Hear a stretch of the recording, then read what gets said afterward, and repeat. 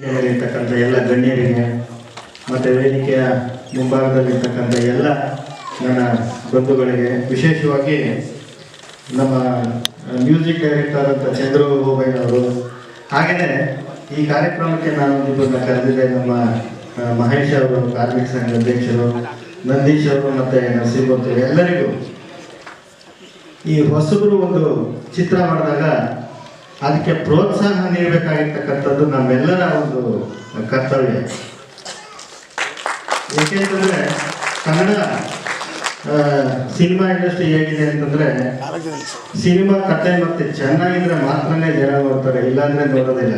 ನೀವು ತಮಿಳು ತೆಲುಗಿಗೆ ಕಂಪೇರ್ ಮಾಡಿದ್ರೆ, ಈ ತಮಿಳಲ್ಲಿ ಯಾವ ಫಿಲಿಮ್ ತೆಗೆದ್ರೂ ಚೆನ್ನಾಗುವಂಥ ಜನ ಚೆನ್ನಾಗಿ ನೋಡ್ತಾರೆ. ಇಲ್ಲಿ ಸ್ವಲ್ಪ ನೋಡೋದು ಕಡಿಮೆ.